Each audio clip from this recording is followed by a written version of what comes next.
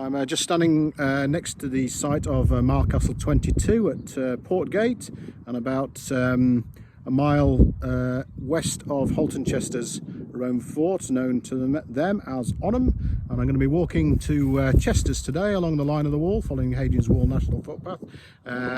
Weather's sort of behaving itself. We'll see how we get on, see what we can see en route. Glad to have you with me.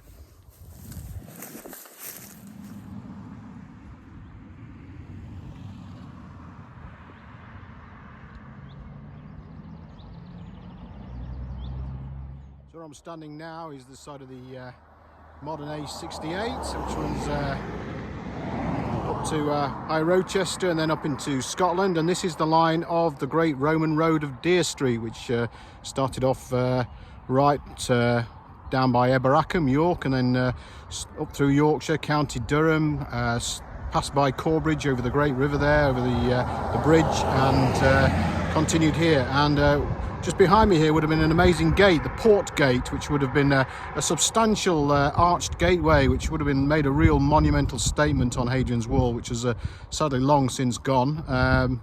We just left with our imagination. Anyway, onwards with the route.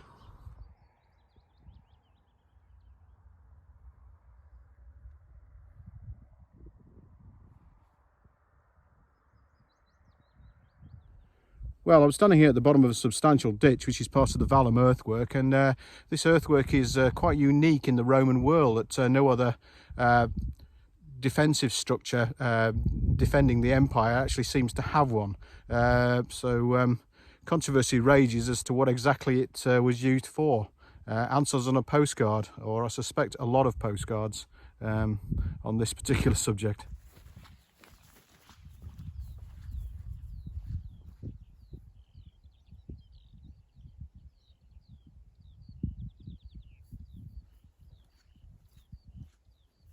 Just behind me stands the mound of Mile Castle 23, which has a different dimension to some of the previous Mile Castles along this section, which indicates that maybe another legion actually built this particular Mile Castle. There were 3 legions building the wall: the 2nd, the 6th and the 20th, along with parts of the Roman Navy and other units.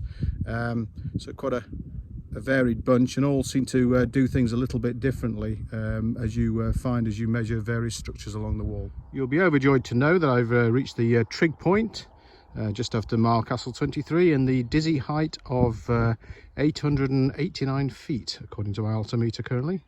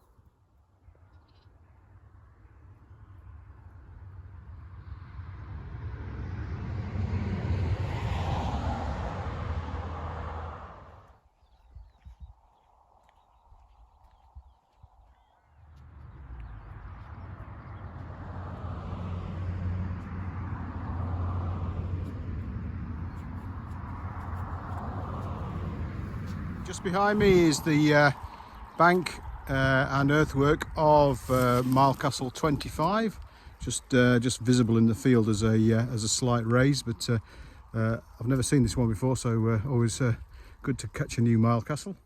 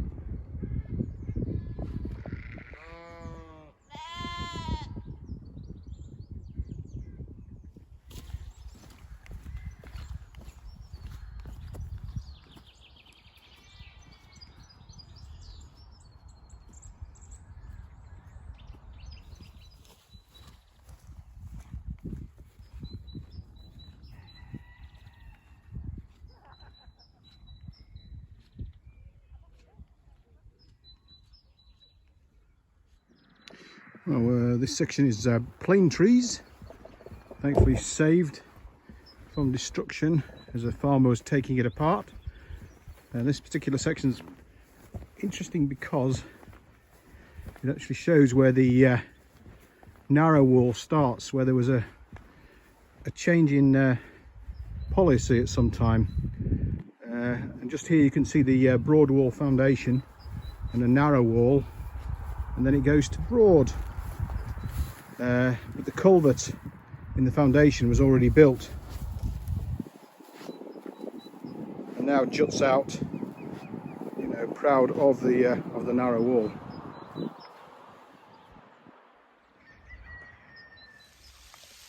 Well, 1st of May, and I'm sheltering under the trees, just below plane trees, because it's hailing at the moment and a bit cold. I guess that's walking Hadrian's Wall. You never know what you're going to get. 4 seasons in one day.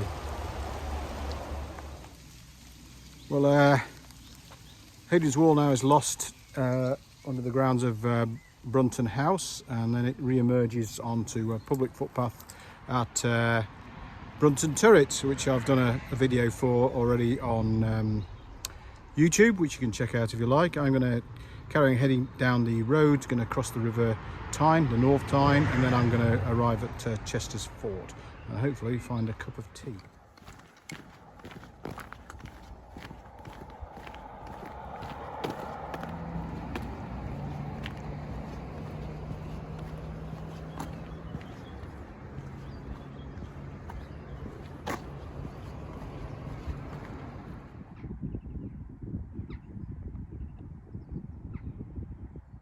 Well, I'm now at Salernum, modern day Chester's Roman fort on Hadrian's Wall, and this was a cavalry fort, and it also projects north of the wall, so the troops could exit from the east, west and north gates quite rapidly to assemble should they need to meet a threat or sally forth.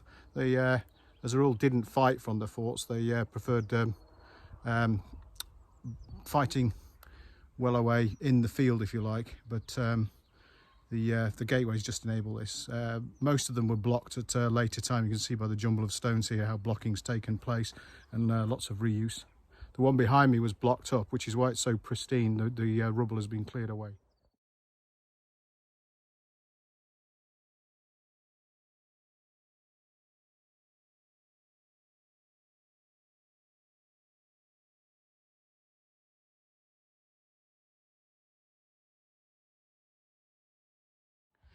It's not until you reach Chester's bathhouse that you realise the amazing preservation of this building. I mean, the walls are standing way above my height,